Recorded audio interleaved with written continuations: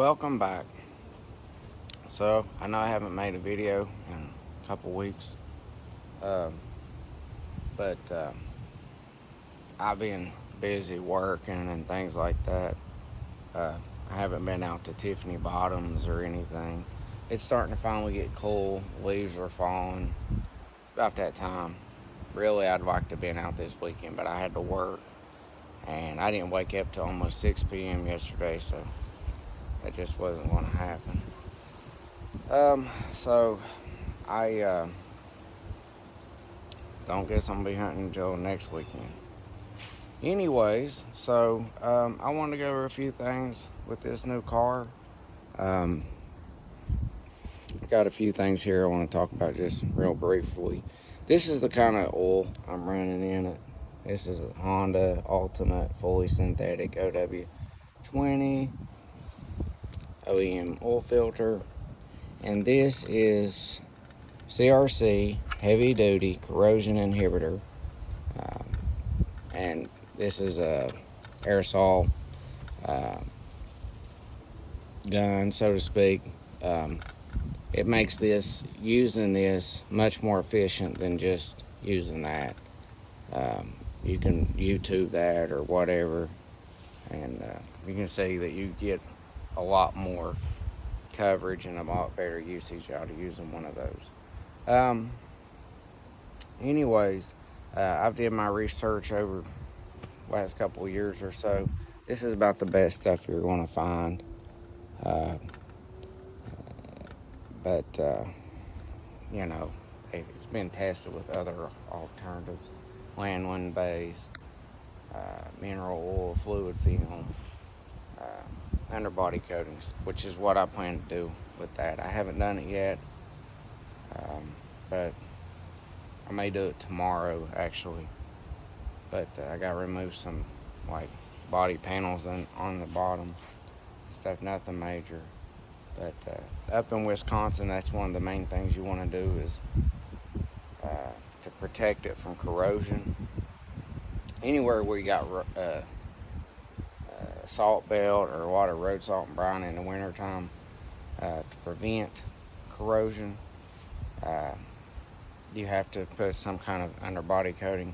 But this stuff is not. This right here, I got two of these triggers for $14. There's several of them on Amazon. You can get them for like $8. And these cans, I can't remember if it's $12 or $14 for it. And I got 4 of them.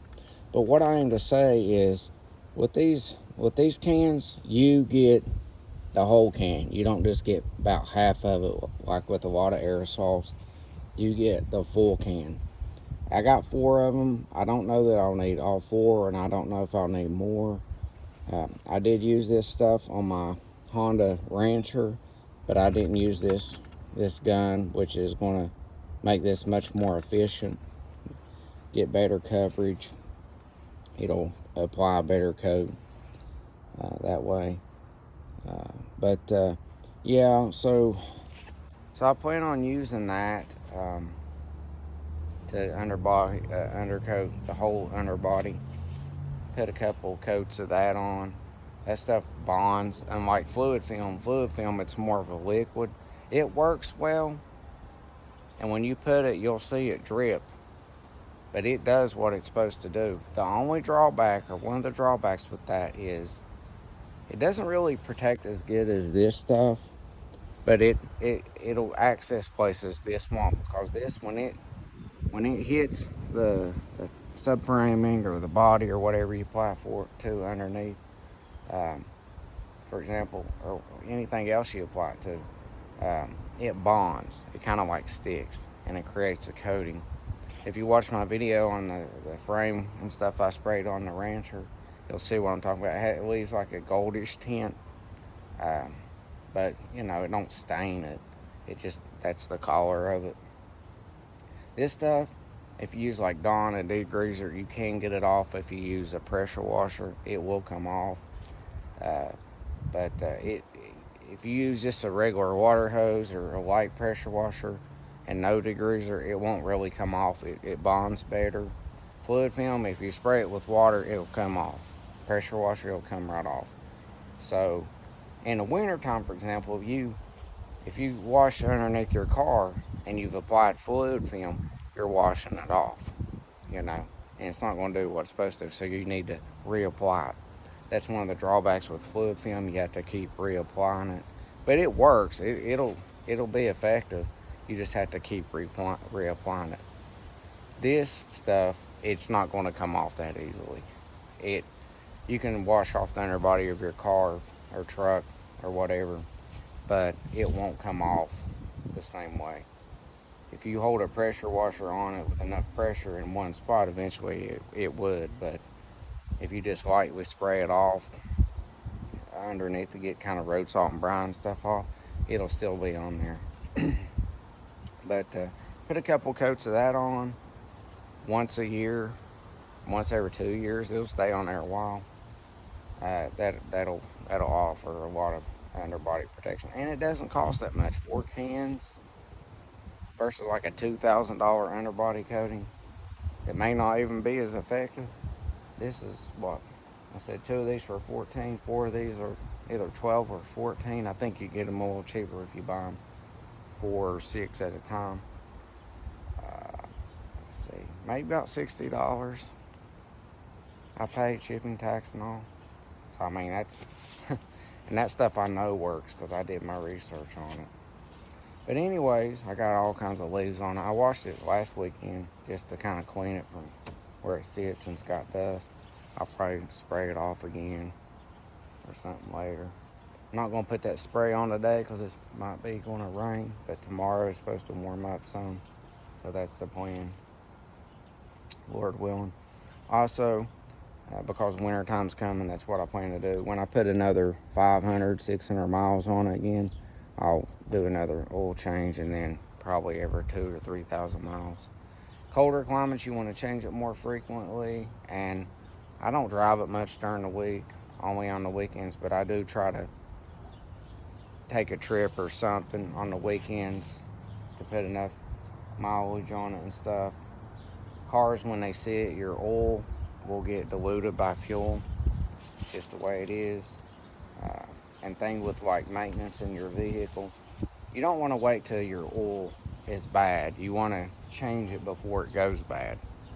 That's what a lot of preventive maintenance is. You don't want to change it too early because, well, actually with the the oil filter, it becomes more efficient after it's, after it's been in there a while, it becomes more efficient.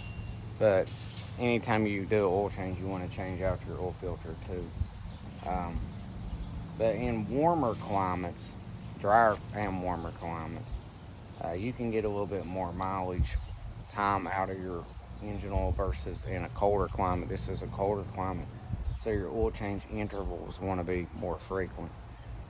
Climate uh, impacts that. I've known these Honda Civics. I did research on them. Uh, you know, Honda Civics actually average higher mileage above 500,000 miles than say its comparator from Toyota Corolla. These Honda Civics got more established high mileage uh, engines and cars than Toyota Corollas do, and Honda Accord is uh, like rated above the Camrys overall, most reliable. There's a lot of million mile or 800,000 mile Corollas or Honda Accord, my bad. Um, but I mean, both Toyota and Honda have very reliable cars. I've owned Toyotas. I drove a Toyota Tacoma for 12 consecutive years, and the only thing I replaced was a power steering pump on it. It did have a frame recall, but my frame, I never had no issues, and I had it for 10 years, and then I only had it for 2 after the frame replacement. But I never had no issues with it. I replaced the power steering, but that's because I took it off-road and full-wheel drive, and I probably didn't even change the fluid in it. And so, I mean, but If you ever go to replace any mechanical components, you should always stick with OEM. Don't go to aftermarket. It's not the wisest advice to take aftermarket. Only a few things can you do aftermarket, but usually that's by the actual outsourced supplier that provides it for, say, Honda or Toyota, and you can just get a better deal. But in most cases, you want to go with OEM because if you got 300,000 miles or 100,000 miles out of a component, uh, then you know you're going to get that out, replacing with OEM or more.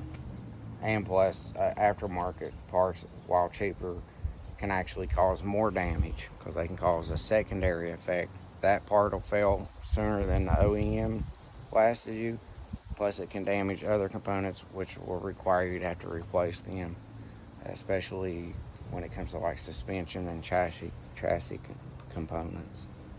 Um, but I've looked this car over some underneath it and stuff, and servicing it and maintaining it and any common issues and repairs are much easier to do. Um, it's built well. I've inspected it and actually like a lot of the build quality of it versus a Toyota, and especially servicing and maintenance. Toyotas are very difficult to work on in a lot of cases. They're not incapable of being worked on when they do need to be worked on, but they are definitely not mechanic friendly. Uh, as simple as replacing a light bulb. They just, you almost needed another elbow and wrist to access some of the stuff. But sometimes you just have to remove stuff. They have engine oil leaks, not Honda, but Toyota. They both can develop oil leaks over time through a gasket or something. But the problem is, like, if this had a head gasket oil leak or something like that, it's right here. You don't have to remove the engine. But like that Toyota Camry, they have a tendency to develop oil leaks on the timing cover. And if in this one you can see you have plenty of room around it and stuff. You don't have to do something like with a Toyota Camry. The Toyota Camry, you can't do that. You gotta put it on a lift it up, drop the subframing and all your axles and steering components, and pull the whole engine and powertrain out just to replace a timing cover gasket where you have a tendency. It's not if, it's when with those engines. But there's just no real way around it.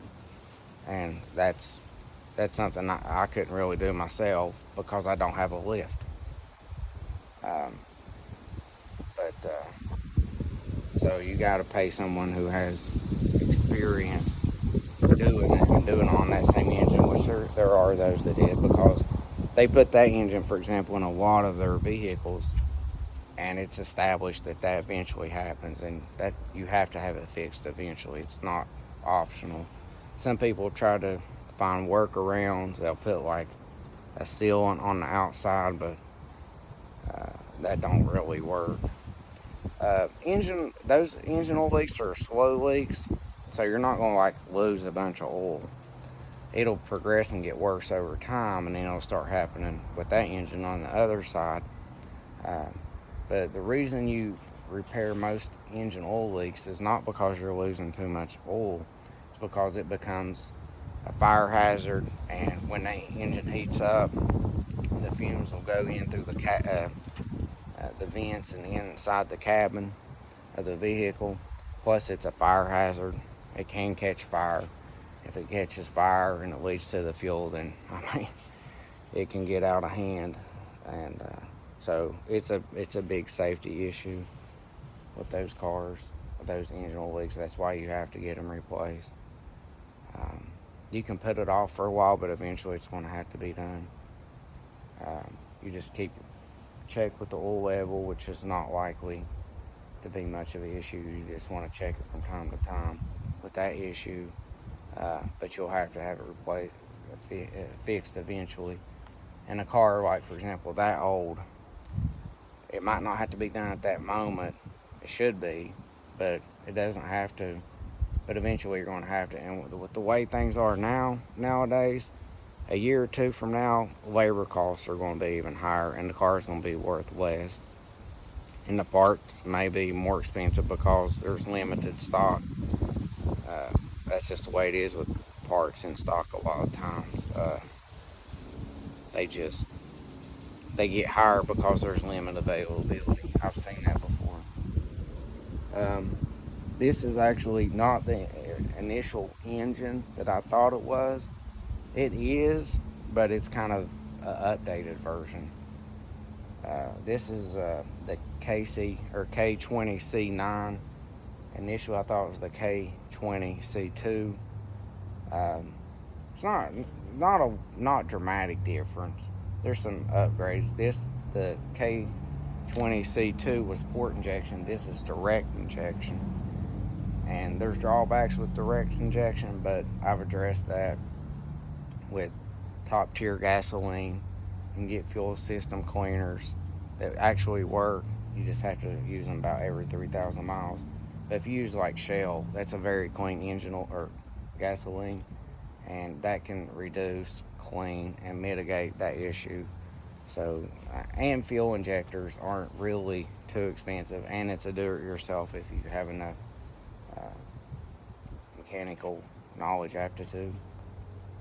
But yeah, I just want to make a short video update. I'm going to try to get out and bow hunt next weekend. But the thing with that is, I don't know what the water level will be like. It's been raining, so it might be pushed back up for me to access some areas.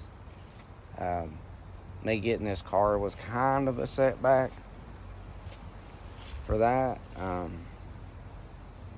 But plus, I don't know about taking my kayak because I don't know if I can set those up to where they don't make the vibration sounds. Or it's really not a vibrating sound. It's just the way the wind hits it, I'm pretty sure. And I don't know if anchoring down that kayak will stop that. But I don't know. That's yet to be seen. Anything to say about the car after I've had it for a couple weeks? Haven't put too many miles on it. It's only like 600 and some miles on it. I don't know. It takes 4.4 quarts, not 4.2 as I said in my original. It takes 4.2 liters, but it takes 4.4 quarts. This is the only engine oil I plan on running in it. This Honda OEM fully synthetic OW20. That's the oil that comes in it from the factory. So I'll just stick with that. It's formulated for that engine, so it should really be the best option for it. It does have stop, start, clutch cancel, but it has a button you can turn that off. That's one thing with any of the cars that really have the start and stop clutch cancel. It can wear your starter out and your battery out. It's not really the best for your engine to stop it, turn it on, stop it. But you might well think, well, it's not running as much, but it's not really good for it. I mean, fortunately, turn it off. This thing's so fuel efficient. It's 1 mile per hour, 1 mile per gallon more, maybe. It's got an eco mode to give you maybe another mile per gallon, but I don't plan on using those features really. Let's see, there was something else. Oh, I also want to say, The EPA and the CAFE are the main reasons you see vehicles being engineered and designed the way they are. Smaller displacement engines, EGR systems, uh, turbos, electric vehicles, hybrid engines. The EPA and CAFE have really come down on auto manufacturers and pretty much forced them to put the engines and make EVs and make hybrid systems. That's why you see them so often now in engine designs, like for Toyota, who had a lot of the same engine designs on the same platforms, just with updates over time, completely stop making those engines all together and start making uh, completely new, different type of engines that may not be as reliable or may have issues. Even though it's Toyota and Honda, uh, it'll take time probably for them to refine that and make it better. If you've noticed how much bigger pickup trucks and SUVs have gotten with a lot smaller engines, again, that's CAFE standards, EPA. Uh, the bigger the footprint is of the vehicle, the uh, the uh, the less the miles per gallon have to be. So it's a standard method that they have to meet. That's why they get bigger, because the fuel mileage doesn't have to be as high. That's why you see more fuel efficient cars that are smaller, because they have to meet higher miles per gallon requirements. Again, EPA and CAFE standards. Um, so, and like a lot of other components, to save weight, they seem to use cheaper components. Again, that's to design a vehicle that meets all these requirements. Uh, in a lot of vehicles, when you open the hood now, you got wires and hoses and cables all over the place. Again, a lot of that's because they're required to, or they got to pay millions of dollars in fines. They don't have any way around it. So a lot of that money that you're paying for vehicles today uh, is going back into the research and development, because they're required every year to reduce emissions so much. They have to. They don't have an option. They have to. Uh, which is why you don't really see too many V8s no more. There's limits in how many they produce. Also, plus you have like where a lot of the money comes from is from the dealers, and then interest from lenders. That's where a big chunk of this money comes from. The manufacturer makes a profit, but most of they get the blame for most of it, but really it's that middleman, the dealer, and the interest rate on loans uh, from lenders. That's where a big chunk of that money comes from, contributing to the idea that that it's the manufacturer, but the government's kind of the one responsible for raising the prices on vehicles, because these manufacturers have to make up for all that money they put into researching and developing new engines and new technologies to meet EPA requirements and standards. But so yeah, that's something else I want to discuss. I've been doing research on a lot of that, and like these lower viscosity oils, like now they got OWA, OW16, OW20, again to meet fuel emission requirements. And like I said, you'll see how they'll say, oh, engine will last longer, it's lower maintenance costs, you get 10,000 mile oil change intervals. That's again EPA, dumping less oil back into the environment, which I'm for taking care of the environment, but it's not necessarily what's best for your engines. It's the minimum requirements to maintain the engine and vehicle while it's under warranty. It's not what's best for the vehicle. That's like where it says 87 or higher. 87 is what you least have to run. It's not necessarily the best engine or gas for your vehicle.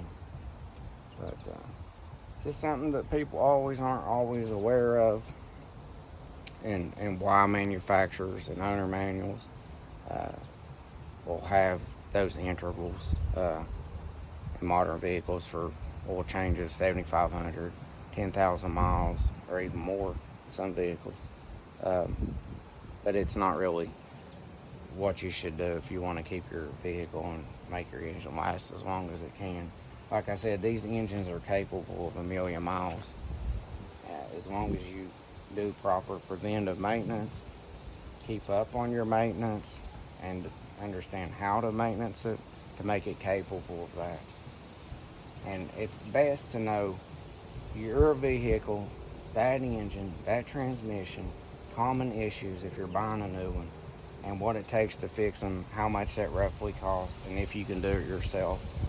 And then that's probably the best way to go if you plan on keeping it for a long time. So yeah, so that'll conclude it for this video. It's just an update.